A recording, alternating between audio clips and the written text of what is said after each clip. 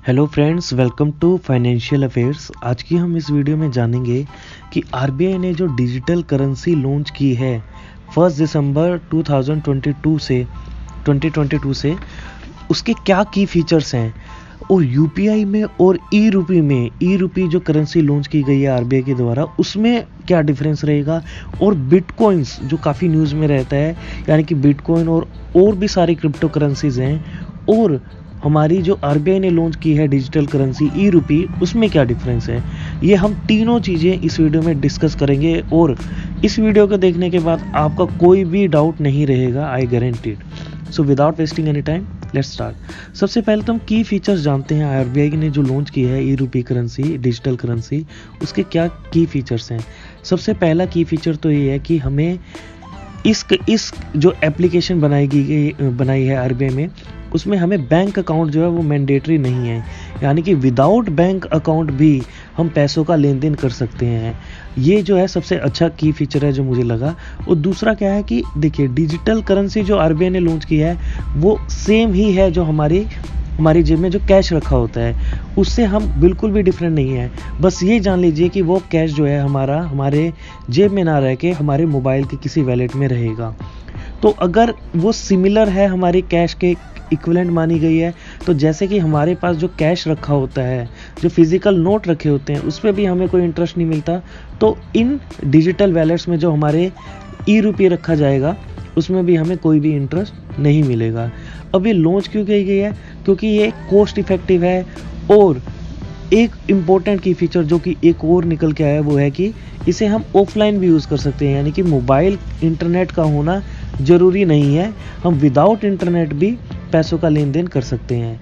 तो और एक चीज़ और है कि इसमें डिफरेंट डिनोमिनेशन भी हम रख सकते हैं कि हमें 10 के नोट कितने चाहिए, 20 के कितने चाहिए, 100 के कितने चाहिए। ये सब फैसिलिटी जो है आरबीआई ने हमें प्रोवाइड की है इन ई वैलेट्स के अंदर। ये तो थे इसके की फीचर्स।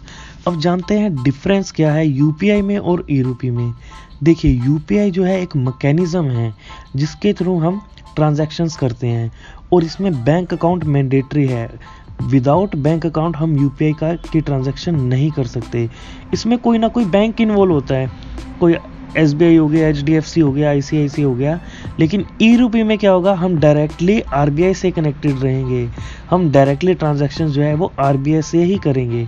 और जो मेन कारण जो है वो ई रूपी लाने का वो ये था कि देखिए, जो यूपीआई ट्रांजैक्शन है, आपने बीच में न्यूज़ भी सुनी होगी कि उसमें जो गवर्नमेंट है वो सोच रहे थे कि हम कुछ ना कुछ ट्रांजैक्शन जो है वो ट्रांजैक्शन फी लगाएं, क्योंकि आपको मालूम होगा कि यूपीआई की जो ट्रांजैक्शंस होती हैं वो फ्री ऑफ कॉस्ट नहीं होती।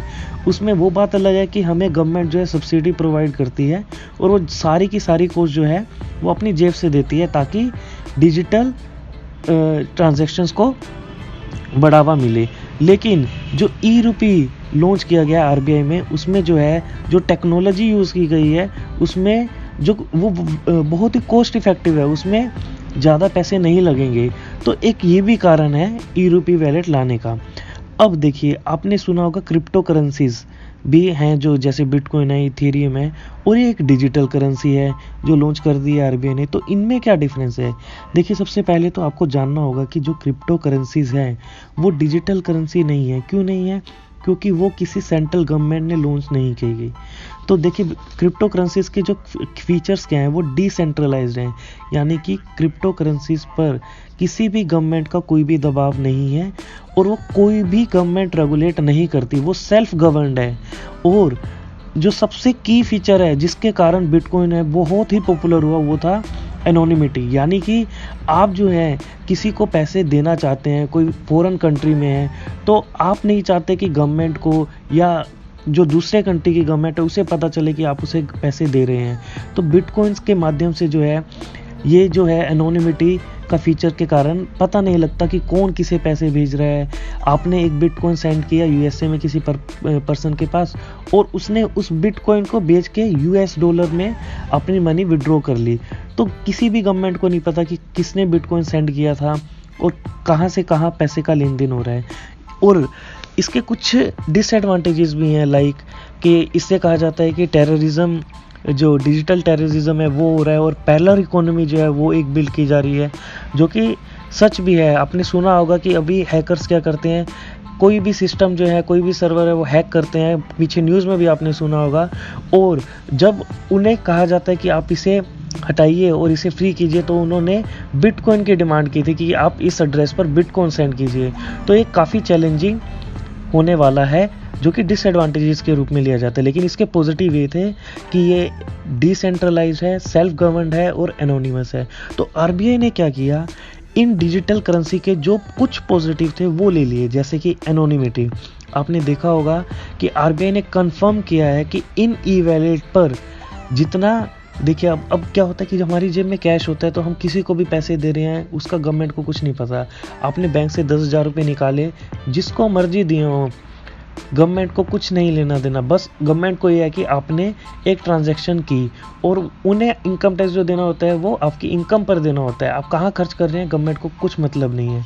तो आरबीआई ने कंफर्म किया है कि इन ई वैलेट पर भी एनोनिमिटी उतनी ही होगी, यानी कि आप ई वैलेट के थ्रू जो भी ट्रांजैक्शन करेंगे उसका गवर्नमेंट को नहीं पता होगा।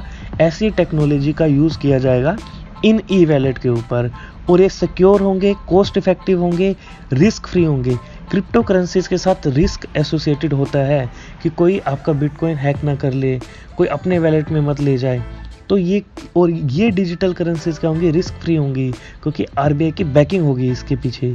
तो ये सब जो है इसके, यानी कि बिटकॉइन के आप कह सकते हैं कि कुछ फीचर्स ले लिए, ताकि काफ़ी लोग इस वजह से यूज़ करते थे बिटकॉइन कि ये एनोनिमस है। लेकिन एक की फीचर जो है ये हमें इस डिजिटल करेंसी में भी देखने को मिलेगा। आई होप आपको क्लियर हुआ होगा कि की फीचर्स क्या थे, यूपीआई और ई रूपी में क्या डिफरेंस है, और बिटकॉइंस और अदर क्रिप्टो करेंसीज जो हैं उसमें और ई रूपी जो हमारी डिजिटल करेंसी आरबीआई ने लॉन्च की है उसमें क्या डिफरेंस है। अगर आपको अच्छा लगा है ये वीडियो तो लाइक कीजिएगा, सब्सक्राइब कीजिएगा चैनल को। इससे हमें मोटिवेशन मिलता है कि ताकि हम और भी इसी तरह की वीडियोस लाते रहें इस चैनल पर। Thanks for watching this video. Bye bye for now.